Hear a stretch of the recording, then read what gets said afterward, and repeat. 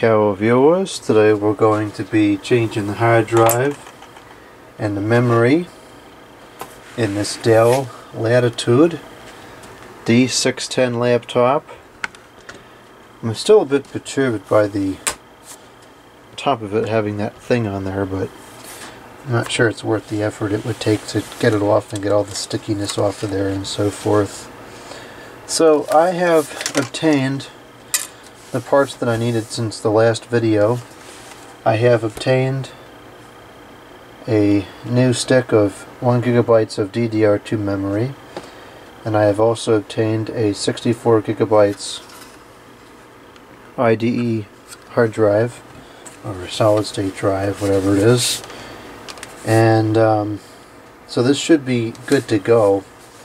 It didn't come to me with a power cord, but I have plenty of those available. I haven't decided if I want to do a dual boot on this of Windows XP and Windows 7. The 64 GB drive I think would allow for it, because Windows XP really fits fine on 15 or 20 gigabytes. Windows 7, the 32 bits version, will be content with the system being 20 to 30 gigabytes. You know, if you install an older version of Office and so forth, it won't suck up too much space, but I guess for now I'll just do Windows 7. It'll be more useful anyways. Okay, so the memory slot on this one, there's two. I believe one of them is under the keyboard. One of them is right here, so we'll get this changed out. I doubt that the one inside there is also a gigabyte, so we're going to have to get in there and change that out. So that's installed. I believe that we have to take the keyboard out in order to get to the memory, which is kind of annoying because you shouldn't have to, you know, but at least the expansion slot is easier to get to, which is what most people are going to be working with. So we need to take up the bezel. I never like playing with these bezels, but it's got to come out. I typically start on the right, and then I kind of move my way over to the left. That's that. And then the keyboard has only 2 screws, so it's pretty simple. You have 1 screw here, which is very, very tight. Jeez, I wonder if that was cross-threaded.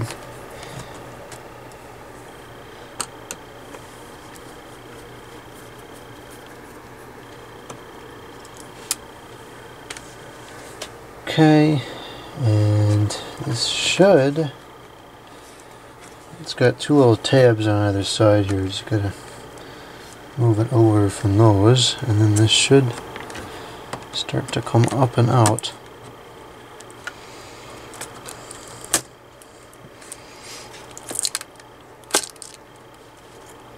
Okay, and there is our second memory slot here.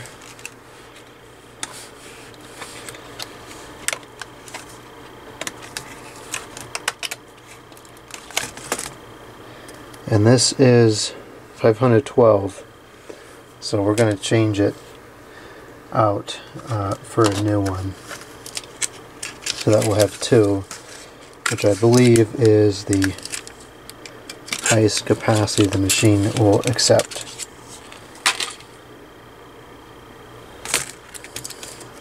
If we were running Windows XP, it would be fine with the 512, but for Windows 7, I'd rather have the 2. And I bought it, so we might as well use it. Okay.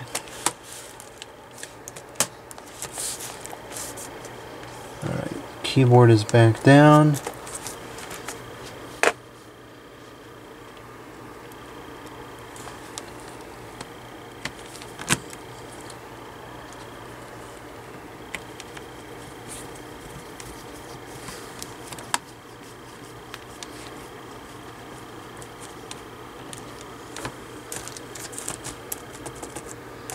Why is that like...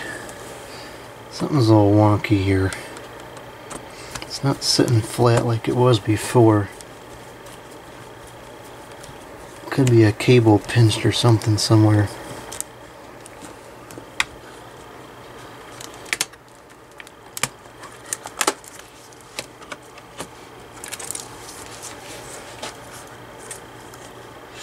I don't see anything.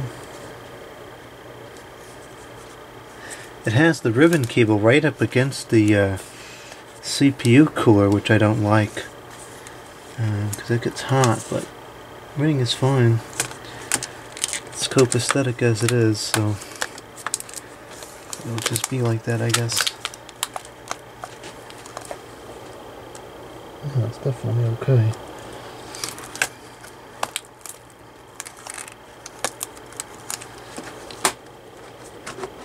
Sounds terrible though. Jeez.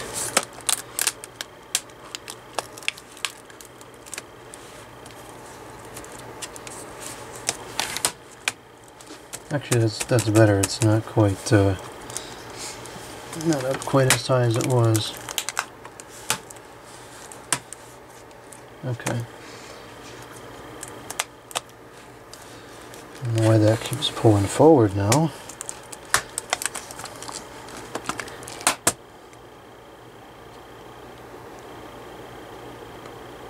Huh. You know, while I have this keyboard off, I should probably go ahead and clean out the VN. Now, the register's on the back.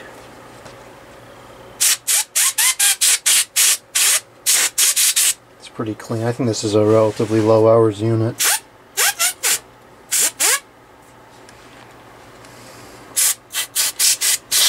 Yeah, nothing to see there. Okay.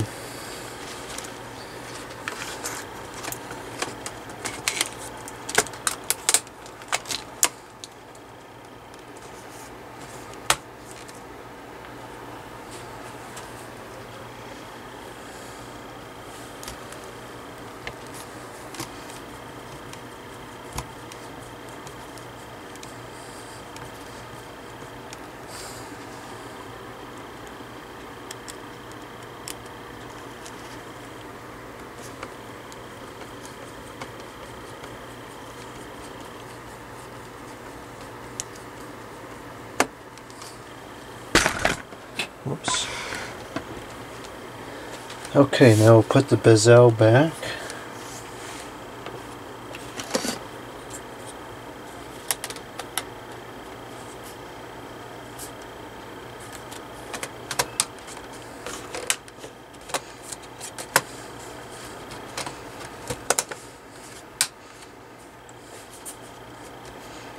Okay.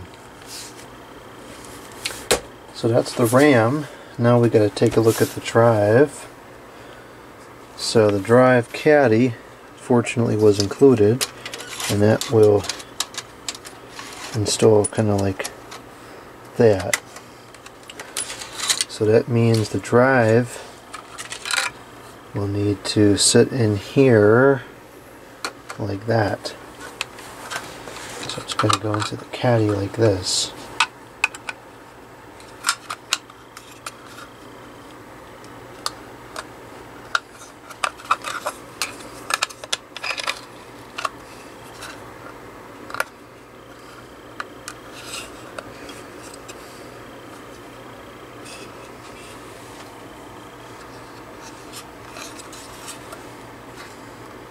Looks like this only requires 2 screws. There's a little notch there that it sits into, and then it screws in the back. These are the screws that came with the machine. There's 4 in here. I don't know where they came from because the caddy only has allocations for 2. So that's likely all that there ever was. And while I appreciate that the screws were included, this is probably the most infuriating way to include them. Again, with the stinking tape.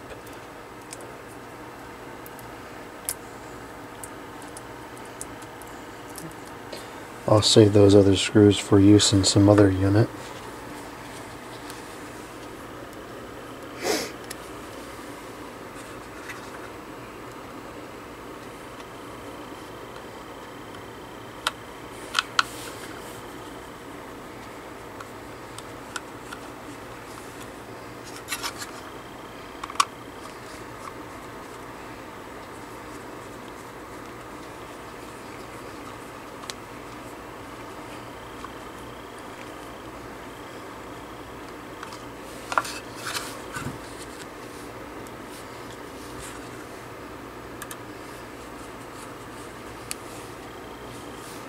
This has taken some effort to go in because these drives are pretty cheap. The threads here are not metal. It's just a plastic, so it's kind of self-tapping as it goes in. Whatever, as long as it works. Alright, now put the PATA adapter on.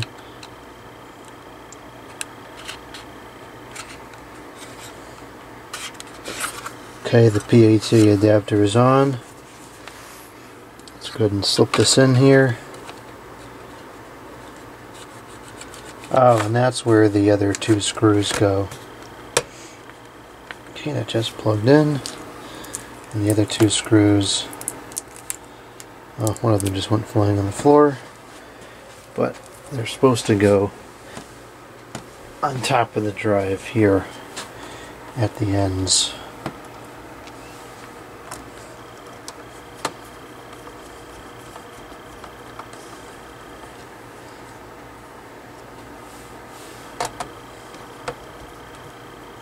Okay, so that's that. Both, jeez.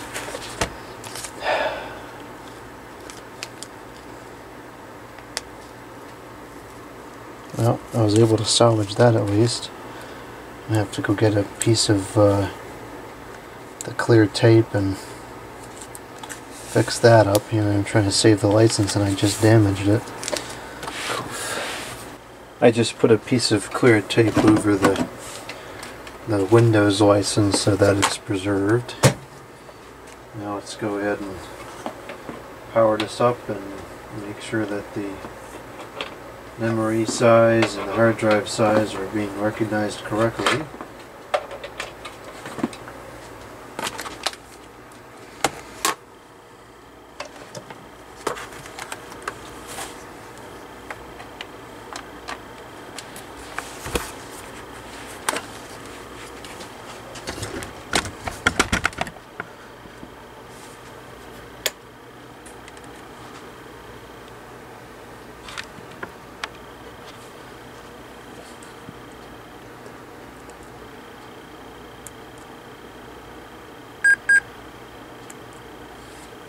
Okay, so this machine has a BIOS revision of 2005 and the ownership tag is filled in, which is kind of unusual. I don't know if it shows up on the camera. Yeah, it kind of does, but the screen is brighter on the two corners as the cathode tubes warm up.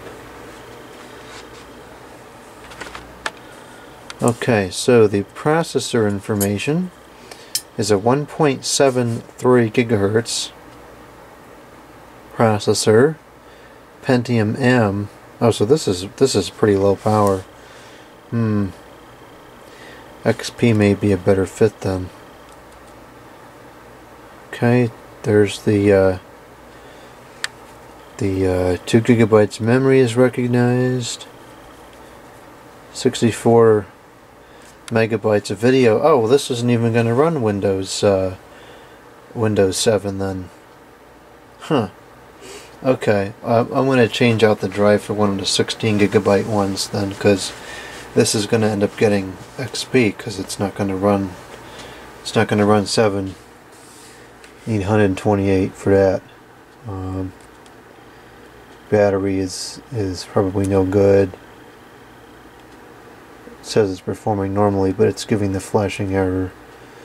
The CMOS battery is dead.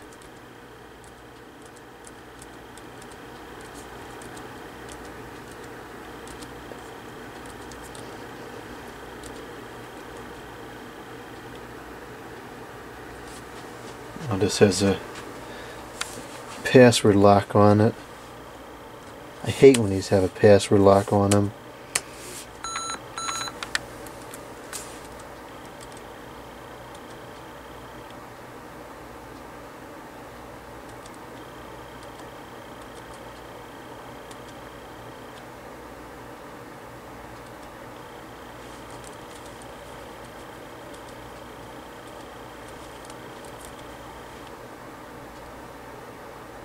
It probably won't let me do this. Yeah, I can't make any changes in here. Okay, well, regardless, let's shut it back off. And I'm going to replace the drive with a smaller capacity drive because that's all that's worth putting in here. I'll use the 64 gigabyte drive and something else that can run Windows 7.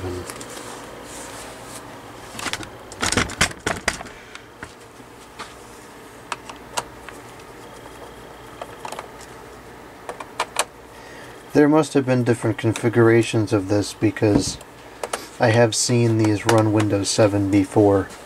I mean, it'll run Windows 7, but it won't run the Aero. I've seen them run Aero before, so this must have been a lower configuration. It's possible that the video memory could be changed, you know, if it's shared with the RAM, but I won't have access to the settings because the BIOS is locked. And I don't know why this is locked. You know, this otherwise was going pretty well up until this point. Jeez. Okay. Well, we know the drive works at least. That's good.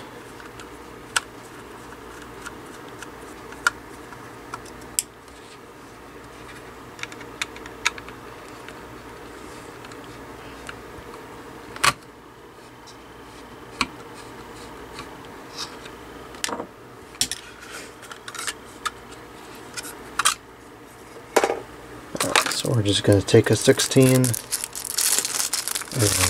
drop that in there, and we'll use this instead. This makes more sense.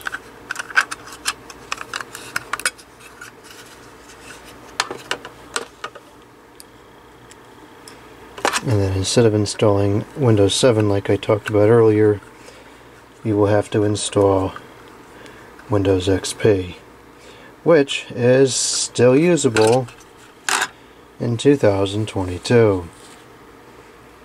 And no, you do not get a Versu on the computer just because it's not supported. And no, things don't just stop working just because they're no longer supported.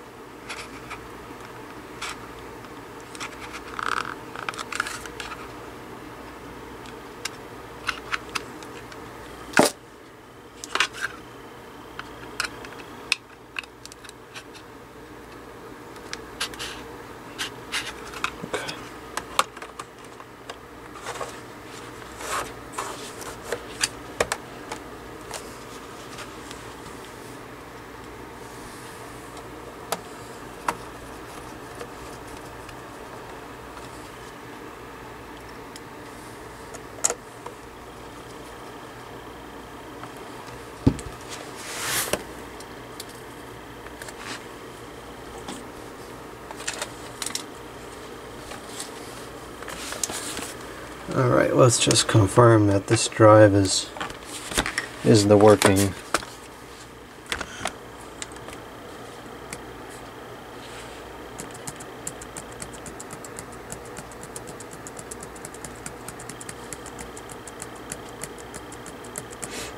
I didn't know it puts that thing up there if you type in that field. I should start typing in that field.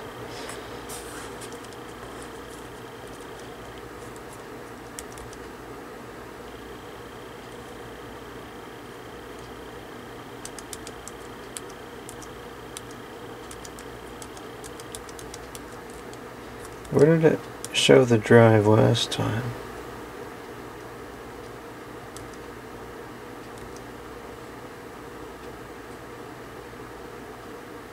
There it is, 16 gigabytes. Okay, so the drive is working, and as far as the video is concerned, I don't see a change for the memory there anyways. It's locked, so it's irrelevant. Okay, so that's working. Next video we'll install Windows XP.